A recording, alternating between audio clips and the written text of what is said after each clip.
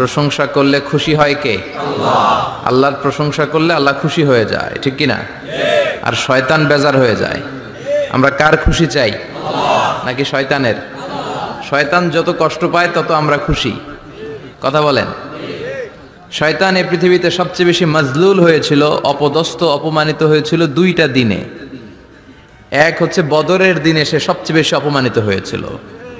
বদরের ময়দানে যখন আকাশ থেকে ফেরেশতা বাহিনী মুসলমানদের সাপোর্ট করার জন্য একে একে নামছিল, তখন শয়তান নিজেকে সবচেয়ে বেশি অপমান বোধ করছিল। আর দ্বিতীয়ত শয়তান সবচেয়ে বেশি লাঞ্ছিত হয় যখন আরাফাতের ময়দানে আল্লাহ তাআলা লক্ষ লক্ষ বান্দাকে ক্ষমার ঘোষণা দেয়। সুবহানাল্লাহ কইবেন না? খায়রু আইয়ামিল আরদ, পৃথিবীর সবচাইতে শ্রেষ্ঠ দিন কোন দিন? আরাফার দিন। এই দিনে বান্দা কেঁদে কেঁদে আল্লাহর কাছে নিজের সবগুলো গুনাহ খাতার কথা ঘোষণা দেয় যে আল্লাহ আমি পাপী, আমার চেয়ে বড় পাপী নাই, এই পাপ ওই পাপ আমরা করেছি, একটার পর একটা পাপের ঘোষণা দেয়। আর আল্লাহ এত খুশি হতে থাকে, সব শেষে আরাফার দিনের সূর্য ডোবার আগেই আল্লাহ আরাফার ময়দানের হাজীদেরকে মাফ করার ঘোষণা দিয়ে দেয়। এই দুই দিন শয়তান নিজেকে সবচেয়ে বেশি অপমানিত ফিল করে, অপদস্থ ফিল করে। অনুরূপভাবে 365 দিনের প্রতিদিনই বান্দা যখন আল্লাহর কাছে ক্ষমা চায় আল্লাহ তখন খুশি হয়ে যায়। সুবহানাল্লাহ পড়েন। আর শয়তান নারাজ হয়ে যায়। আমাদের মিশন হচ্ছে আমরা আল্লাহরে খুশি করতে চাই, আর শয়তানের বিরুদ্ধে আমাদের অবস্থান। চিল্লায় বলেন ঠিক কিনা? এজন্য সব সময় প্রশংসা করব কার? শুকরগুজার হব আল্লাহর জন্য, ঠিক কিনা? বিশ্বনবী বলতেন আল্লাহুম্মা জাআলনি সাবুরা ওয়া জাআলনি শাকুরা ওয়া জাআলনি ফি আইনি সগীরা ওয়া ফি আয়ুনিন নাসি কাবীরা। হে আল্লাহ, আপনি আমাদের ধৈর্যশীল বানান। আমাদের ধৈর্য নাই, অল্পে আমরা অস্থির, আছে না নাই? এই দেশের মানুষ খুব বেশি অস্থির, বাংলাদেশের মানুষ খুব বেশি অস্থির। আমি পৃথিবীর অনেক দেশে ঘুরেছি, সেখানে দেখেছি মানুষজন খুব ধীরস্থিরভাবে কাজ করতে পছন্দ করে। সুপার শপে যদি কিনতে যায়, they maintain the queue in super shop. Super শপে লম্বা লাইন, সবাই যে ওখানে ভদ্রভাবে দাঁড়ায়, একজনের পর একজন যাবে। টিকিট কাটতে যাবে, লম্বা লাইন, একজনের পর একজন দাঁড়ায়, একজন যাবে আরেকজন। তো ওখানে যদি কোনো বাঙালি থাকে তখন দেখা যায় তার অস্থিরতা। কেন সামনে এত লাইন, এত সময় লাগে কেন, আমি কখন পাবো, আমার কি হবে? অস্থিরতা আছে না নাই? মানে সে পারে না সামনে সবাইকে ডিঙ্গিয়ে আগে যে টাকা পে করবে, আগে যে টিকিট কাটবে। এই অস্থিরতা আমাদের কমাইতে হবে, ধৈর্যশীল হতে হবে। গোটা বিশ্বব্যাপী আমাদের এই বাংলাদেশের মানুষের এই বদনাম যে আমরা অস্থির প্রকৃতির, আমরা ঠান্ডা মাথায় ভাবি না। ঠান্ডা মাথায় ভাবতে হবে, ধৈর্যশীল হতে হবে। ইন্নামা সাবরু ইনদা সাদামাতিল উলা। বিষ্ণু বলেছেন বিপদের প্রথম ধাক্কায় যে সবর ধারণ করতে পারে সেই তো সবুর। এজন্য বিষ্ণু দোয়া করতেন আল্লাহুম্মা জাআলনি সাবুরা, আল্লাহ আপনি আমাকে ধৈর্যশীল বানান। ওয়া জাআলনি শাকুরা, আপনি আমার শুকরগুজার বান্দা বানান। বিশ্বনবীর চেয়ে ধৈর্যশীল, বিশ্বনবীর চেয়ে শুকরগুজার পৃথিবীর কেউ আছে? কথা বলেন। এমন তাবৎ কোনো অত্যাচার নাই যে অত্যাচার বিশ্বনবীর উপর করা হয় নাই। বিশ্বনবী মক্কার জামিনে যখন দাওয়াত দিতে লাগলেন, ওনারে পাগল বলা হতো, তুমি পাগল, বলা হতো মুহাম্মদ একটা কবি, বলা হতো মুহাম্মদ হচ্ছে গণক। বিশ্বনবী যখন রুকু দিতেন, সিজদায় চলে যেতেন, উটের পচা নারী ভুরি এনে বিশ্বনবীর কাঁধে ফেলে রাখা হতো। বিশ্বনবীর গলার মধ্যে রশি ধরে টান দেয়া হতো। কয়েকবার বিশ্বনবীর এই ঘাড়ের এই চামড়া ছিঁড়ে গিয়েছে, একবার চাদর টান দেওয়ার কারণে, আরেকবার রশি টান দেওয়ার কারণে। বিশ্বনবী কিছুই বলেন নাই, ক্ষমা করে দিয়েছেন। যেই মক্কার শত্রুরা বিশ্বনবীকে মক্কা থেকে বিতাড়িত করেছেন, এবং যেই রাতে উনি হিজরত করলেন, মাইগ্রেট করলেন, উনি কেঁদে কেঁদে বারবার মক্কার দিকে ফিরে তাকায়, আবার যায়, আবার ফিরে তাকায়, মাতৃভূমির মায়া ছাড়তে পারছেন না। আর বলছিলেন মক্কা তো আহাব্বুল বিলাদ ইলাইয়া, মক্কা আমার কাছে সবচেয়ে প্রিয় শহর। লাউলা উখরিজতু লামা খরাজতু মিনহা, আমার যদি বের করে না দেয়া হতো এই শহর থেকে, আমি কোনোদিন এই শহর থেকে বেরোতাম না। এত ভালোবাসতেন বিশ্বনবী মক্কাতুল মুকাররমাকে। ধৈর্যশীল ছিলেন। এত অত্যাচার অনাচারের পরে যখন মক্কা বিজয়ের ক্ষণ আসলো, এই মক্কাকে বিশ্বনবীর করতলগত করে দিল কে? ফাতে মক্কা হলো। বিশ্বনবী চাইলে পিছে পিছে প্রতিটা কাফের মুশরিককে শেষ করে দিতে পারতেন, ঠিক কিনা? কিন্তু বিশ্বনবী বললেন লা তাসরিবা আলাইকুমুল ইয়াউম ইযহাবু আনতুমুত তুলাকা, কোনো রিভেঞ্জ চলবে না আজকে, কোনো প্রতিশোধ নাই।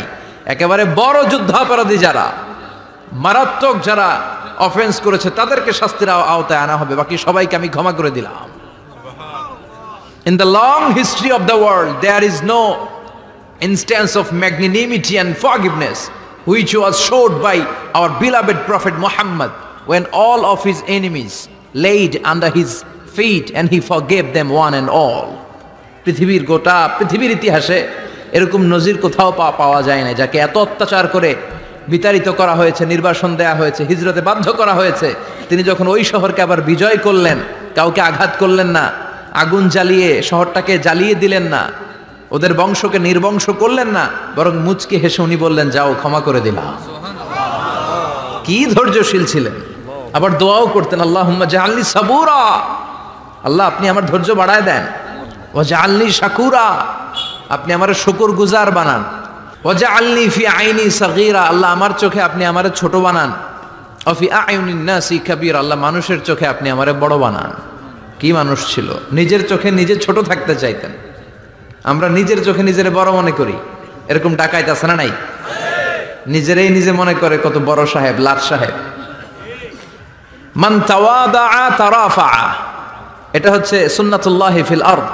মান তাওয়াদা তারাফা, যে নিচে নেমে থাকতে চায় আল্লাহ ওরে টেনে উপরে উঠায়, আর যে খালি উঠতে চায়, হিংসা করে অহংকার করে উপরে ঠেলতে চায়, ওরে নিচে নামায় দেয় কে? সাইয়েদনা আদমকে আল্লাহ বললেন, আদম সাল্লিমা আলা উলাইকান নাফার লাম্মা খালাকাল্লাহু আদামা ওয়া কানা তুলহু 60 যিরাআন। নিচে নেমে গেলে যে উপরে ওঠে, আর উপরে উঠতে চাইলে যে নিচে নামে, উদাহরণ দেখেন। আদম আলাইহিস সালামকে তৈরির পর আল্লাহ বললেন, আদম সাল্লিমা আলা উলাইকান নাফার, এই ফেরেশতাদের সালাম দাও। কি দাও? সালাম দাও। কোনো প্রশ্ন নাই, আল্লাহ সালাম দিব কেন? ফেরেশতারা আমারে দিব না কেন? আমি আগে দিব কেন? কথা আছে কোনো? যেই সালাম দিলেন, সালাম দেওয়ার সাথে সাথে ওনার মর্যাদা বাড়িয়ে দিল কে? এত মর্যাদা বাড়ালেন যে নূরের ফেরেশতারা মাটির আদমকে সেজদা দিতে বাধ্য হয়েছে। চিৎকার করে বলেন ঠিক কিনা? তুমি মাটির আদমকে প্রথম সৃষ্টি করিয়া ঘোষণা করিয়া দিলে শ্রেষ্ঠ বলিয়া, তাই তো নূরের ফেরেশতা করে আদমকে সেজদা, সবার চেয়ে সম্মান দিলে মাটির আদমকে। আল্লাহু আল্লাহু পড়েন, আল্লাহু আল্লাহু তুমি জাল্লে জালালুহু, শেষ করা তো যায় না গে তোমার গুণগান। আল্লাহু আল্লাহু, সুবহানাল্লাহ পড়েন। কি সম্মান আল্লাহ বাড়াই দিলেন। আল্লাহ বললেন, আদম আজকে থেকে তুমি আশরাফুল মাখলুকাত, তুমি খলিফাতুল্লাহ ফিল আরদ, তুমি পৃথিবীতে আমার খলিফা, ভাইস জেরেন্ট অফ আল্লাহ। আল্লাহর খলিফা, আল্লাহর আহকামগুলো পালনের জন্য ভাইস জেরেন্ট। চুরি করলে হাত কেটে দাও, কার আইন? এই কাজ আদম তুমি দুনিয়াতে যেয়ে করবা। জিনা করলে ডেথ পেনাল্টি, হেড অফ, শিরোচ্ছেদ করে দাও, কার আইন? খলিফা হিসেবে মানুষ এসে করবে। মানুষকে আল্লাহ আশরাফুল মাখলুকাত বানিয়ে দিলেন, নিচু হয়েছে বড় বানিয়ে দিলেন। আর শয়তানের অবস্থা কি? শয়তানকে আল্লাহ বললেন সেজদা দে আদমকে।